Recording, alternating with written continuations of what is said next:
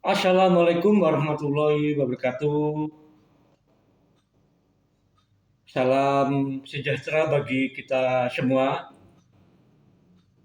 Selamat berjumpa lagi dengan saya Sikidal Arif Rahman Hakim atau Sikidal ARH di channel YouTube BSP Top. Apa kabar para sahabat? Semoga kita semua dalam keadaan sehat, bergairah, beraktivitas, bahagia, sukses, dan senantiasa dalam lindungan Allah. Amin. Para sahabatku yang ganteng-ganteng, yang cantik-cantik, saya lahir dalam kondisi fisik normal.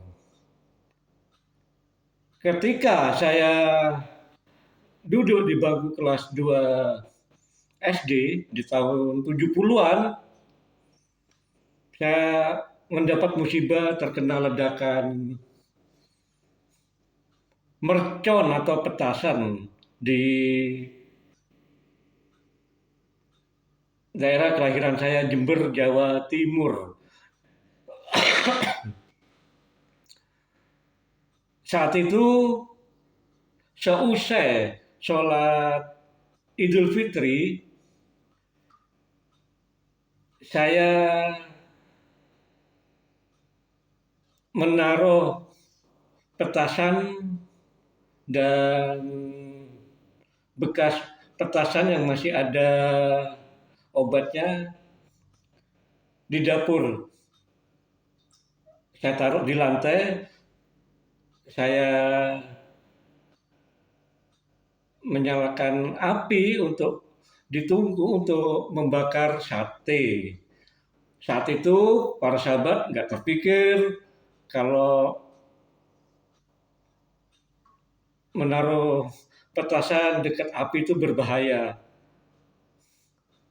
Jadi pada saat ngipas-ngipas sate, ada percikan api yang kena mercon terus menjalar ke bekas mercon yang masih banyak obatnya yang berhampiran di lantai. Wah, terbakar, kena tangan saya, tangan kanan.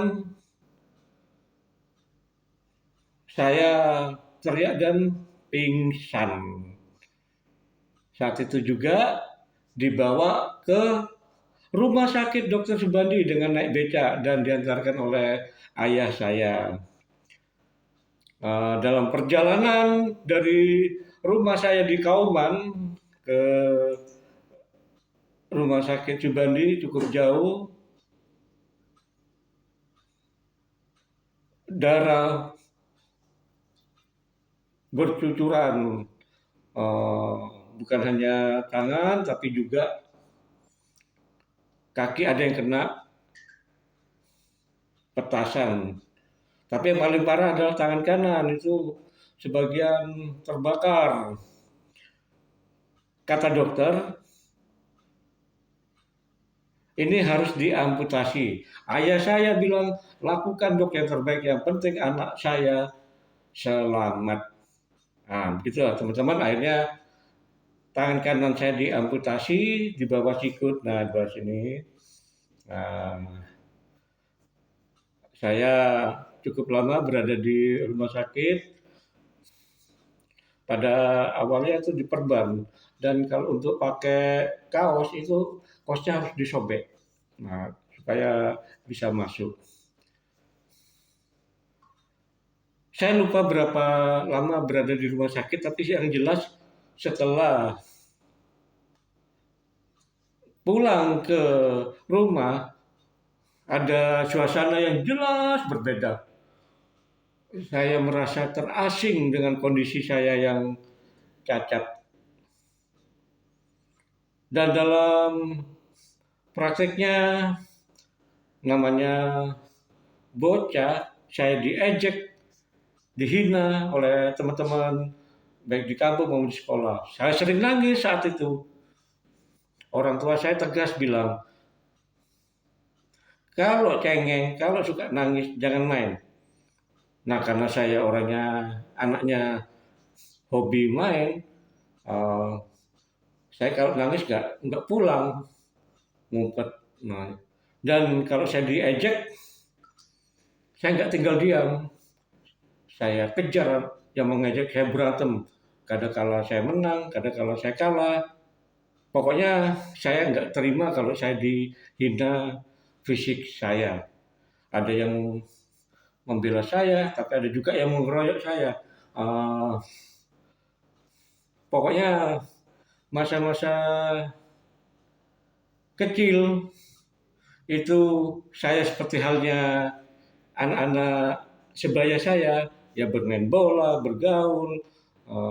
Cuma bedanya saya memang lebih banyak diejek. Kalau zaman sekarang istilahnya dibully. Nah,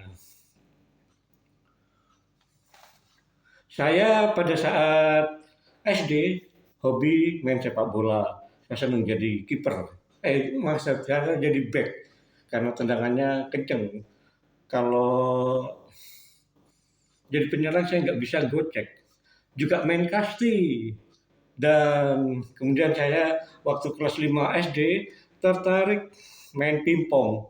Ternyata main pingpong sulit. Oh iya, saya juga main bulu tangkis. Ternyata main pingpong itu nggak semudah main bulu tangkis.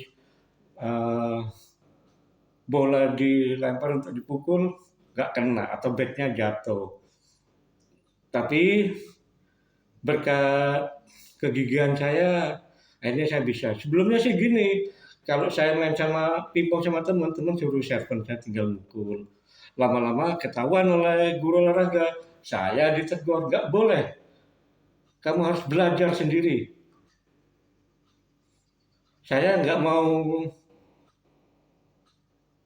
komplain, kondisinya saya gini, malah nanti dimarahin. Eh, Siapapun harus bisa belajar servis. Nah, karena ditegur begitu saya terpacu, mulai belajar belajar belajar, akhirnya bisa servis. Itu kelas 5 SD. Berlanjut ke kelas 6 SD hobi pingpong. Nah, mulai SMP saya sering main pingpong, begitu pula SMA. Namun para sahabat, saya mulai gencar latihan main pingpong itu eh, saat pindah ke Bekasi, Jawa Barat di tahun 1989. Saya aktif latihan dan mulai terarah mainnya, main pingpong itu ketika saya bergabung dengan PTN Nusantara di Perumnas 3 Kota Bekasi tahun 2000. Jadi disitulah saya dilatih oleh Pak Amunis Jebua yang akrab dipanggil Papi. Kemudian ada Pak Derajat, terus ada juga Pak Haji Jufri, dan masih banyak guru-guru pingpong lainnya, termasuk eh, Dayak. Bukan hanya latihan, saya juga ikut bertanding. Dari waktu ke waktu, saya mengembangkan diri, membuka jalur pergaulan. Tahun 2017 saya aktif latihan pingpong di GOR Tiga Dewi, Kota Bekasi. GOR Tiga Dewi ini adalah milik Pak Edi Sugiarto, mantan pemain tenis meja yang berprestasi nasional dan pernah menjadi pemain di PON 1993 mewakili Jawa Barat dan PON 1996 mewakili Provinsi Lampung. Di Gor Tiga Dewi inilah banyak teman. Untuk latihan rutin, saya latihan di klub saya, PTN Bumi Sani Permai atau BSP. Desa Setia Mekar, Kecamatan Tambun Selatan, Kabupaten Bekasi, Jawa Barat. Di situ saya dibina oleh pelatih kami, Pak Edi Sutanto. Jadi di klub saya di komplek perumahan dibina oleh Pak Edi Sutanto. Di Gor Tiga Dewi dapat support dari Pak Edi Sugiarto, di Nusantara dapat support dari Papi, Pak Derajat, Pak Jupri dan lain sebagainya. Jadi guru pingpong saya itu banyak. Nah, ada teman yang bertanya dengan hati-hati takut saya tersinggung. Kenapa Pak RH sering main pingpong dan turnamen di banyak tempat? Apa nggak malu diejek? Pertanyaan yang bagus. Jadi begini, para sahabat, seorang penyandang disabilitas atau siapapun itu punya musuh yang amat besar. Musuh terbesar kita adalah diri kita sendiri. Maksudnya begini, sebagai contoh yang sederhana, yang gampang dimengerti. Saya punya hobi main pingpong. Saya diajak latihan di tempat lain. Ada dalam hati nurani bilang, jangan, nanti kamu di sana dihina. Itu kata hati nurani. Ya, kita harus lawan. Nggak boleh kita nuruti nurani. Kalau mau maju, nggak boleh minder. Nggak boleh takut diejek, nggak boleh takut dihina. Jadi di batin memang ada perang.